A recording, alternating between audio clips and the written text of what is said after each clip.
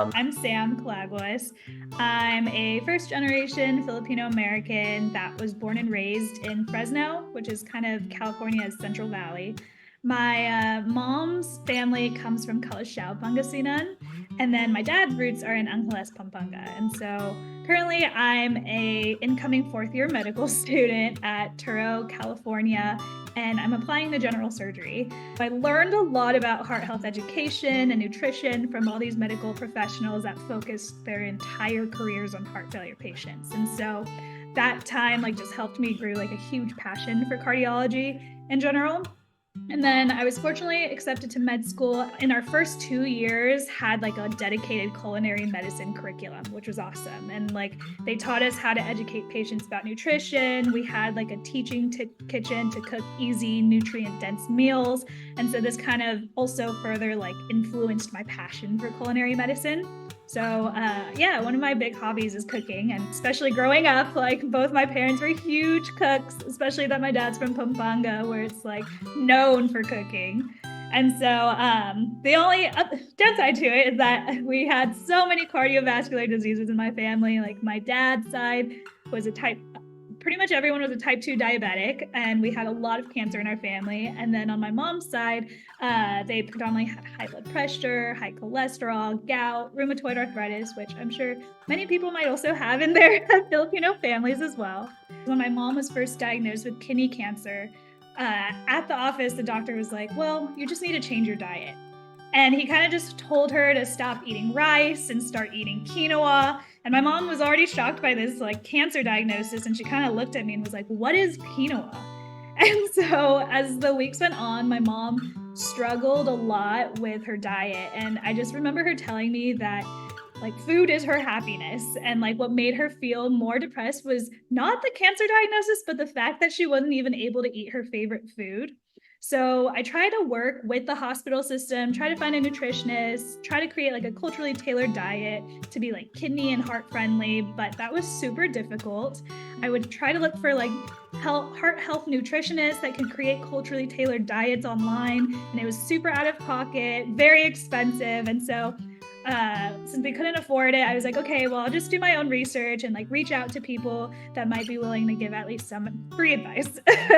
So that's kind of where after doing my own search, I realized there's actually a lot of heart healthy Filipino recipes out there on the interweb. It's just kind of hard to find. I was able to kind of merge recipes and do research on heart health nutrition, use my culinary medicine curriculum at school to kind of help develop Filipino heart healthy recipes. And I just wanted her to be able to have the food she grew up with and ate every day before this diagnosis, so that she can just be happy and make this a sustainable thing for her health. And so with a team of kind of other fellow medical students at my school, from the Filipino United Students Organization and the Filipino American Medical Society, we kind of created these infographics that were showcasing various heart health alternatives for nostalgic Filipino dishes. And we created recipes that were heart healthy and just authentic. And so through the process, we connected with such a wonderful community.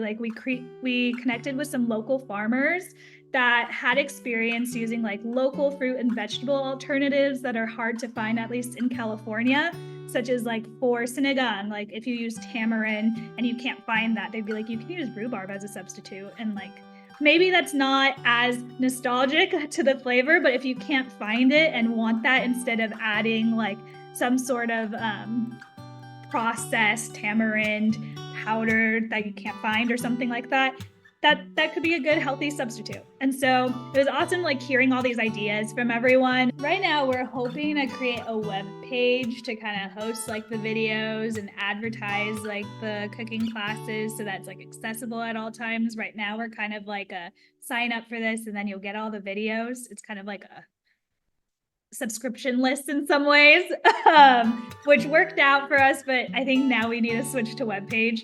And then we are working with the Filipino American Medical Society at my med school now. That's its own group now. So Pusong Nanay has its own community service group and we're trying to get incoming medical students starting from their first year to like continue doing this so that it's more sustainable and like becomes part of hopefully the medical school curriculum.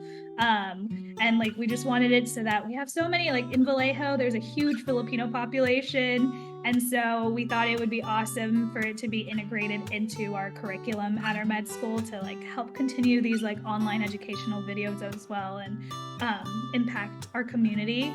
And then we have a mobile diabetes education center as well at our med school that collaborates with Filipino patients, and they do like a Filipino diabetes education program. So we're hoping to work with them to do like at least like a cooking demo about like heart health, since it kind of goes together. And then some goals for us that we want to do is that we want to do like a cooking demo at a farmer's market so that you don't have to be Filipino, like everyone can join, and they can kind of see. That has been kind of challenging because you need permits. But we're hoping to also like work with like Filipino churches, because that might be the best way to find like target the elderly audience we were looking for as well. But it's just that we would need them to have like some sort of kitchen that's approved at the church.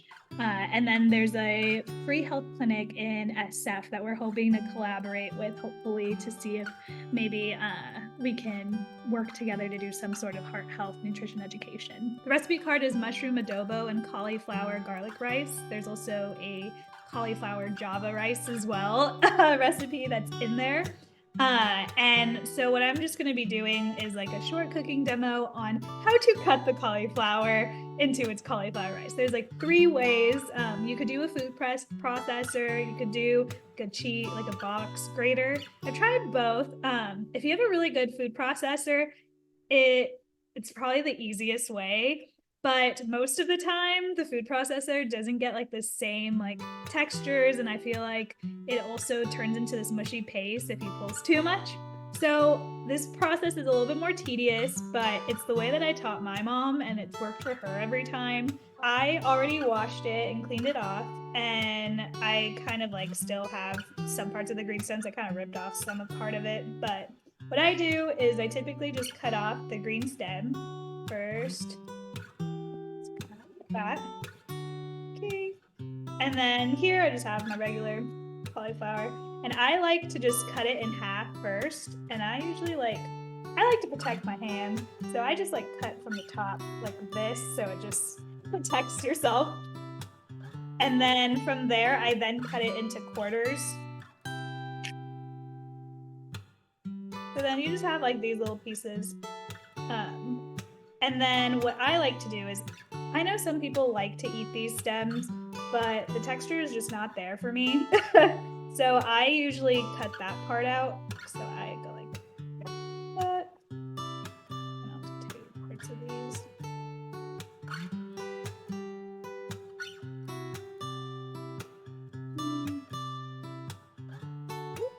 There we go. And then from there, with these little pieces that I have, so I like to have them where they're kind of like as small as this, or actually as small as this. So I have still some like big pieces, so I kind of just like make them into like little florets.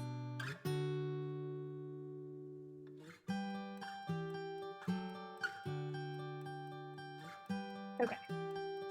So now that I have like all these little pieces, I thought the easiest way for me to cut it, and like from what I learned from I think like one teaching kitchen to protect your hand, is you just kind of like put your hand up here, and then you just bring the like this bottom one down and up, kind of like that.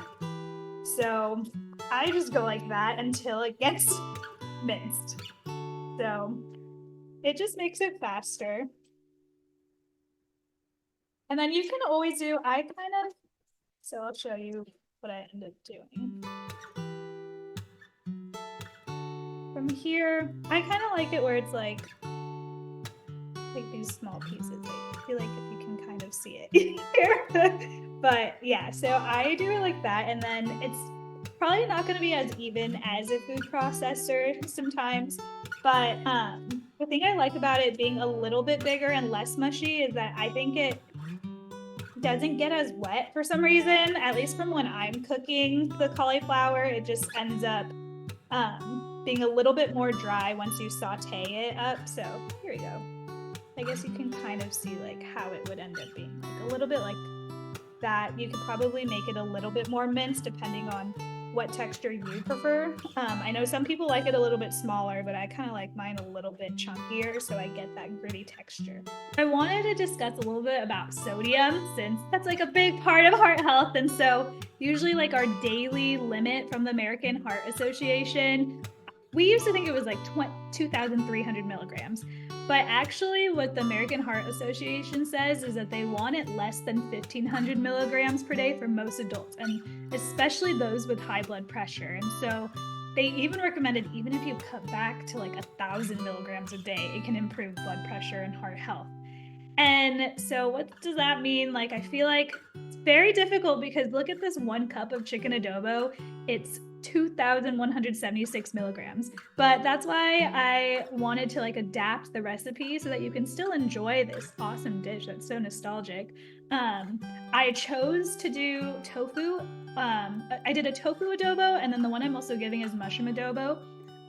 So the mushroom is what I prefer most, just because mushrooms have kind of that meaty flavor. So you sort of get that chicken taste, depending on what mushrooms you use too. Like, especially if you use, I love maitakes personally, which may be hard to find or depending on where you are. But most people like portobellos because that also has that very, very meaty taste. Oyster mushrooms actually does kind of have a buttery seafood taste, which I don't really enjoy, but it's up to you. And then there's these thing called lion's mane mushrooms that kind of also pulls into almost like pulled pork kind of. So if you're interested in that, that's another mushroom that you can use. The low sodium side, it's 575 milligrams for 1 tablespoon. Whereas the regular sodium is 920 milligrams. And you think that's good, but like 1 tablespoon is, that's already 575 is kind of insane. And so when you look at the different soy sauce alternatives out there, we're like, have you heard of coconut aminos and liquid aminos? And I think the first session they did coconut aminos, I believe. And it's crazy to think, I think technically from what this is looking at, coconut aminos would be probably the best in terms of like 1 tablespoon is 300 milligrams. And compare that to the 500 on the low sodium and the 900 to the regular sodium. It's not the best, but it's still pretty good. And then this is 1 teaspoon for the liquid aminos, that's 310. And that's like, you would have to like triple that in order to get it. It's like still pretty, it's still pretty high sodium. And the only difference between soy sauce and these aminos is that soy sauce is kind of fermented, but liquid aminos are not. Soy sauce has that bold, savory, umami flavor, but liquid aminos is like, you might have to change up your recipe a little bit since it's sweeter. You might want to like add acid to make it a little bit more salty or like balance out things. With coconut aminos, that's significantly less salt than this liquid aminos, as we can see, but that's also even slightly sweeter taste. So you would kind of have to play around with how you're cooking in order to see like what goes with your taste buds. The thing that I love about the Diamond Crystal Kosher salt is that it actually contains 53% less sodium by volume compared to table salt. One trick I learned from a chef was like, if something feels like you need more salt, try adding an acid and see if that works before feeling like you need to add another pinch of salt. These are just like a couple tips and tricks for different like soy sauce, salt, and alternatives for your cooking. And hopefully you'll be able to use this like recipe card at the end to kind of create your own dishes as well.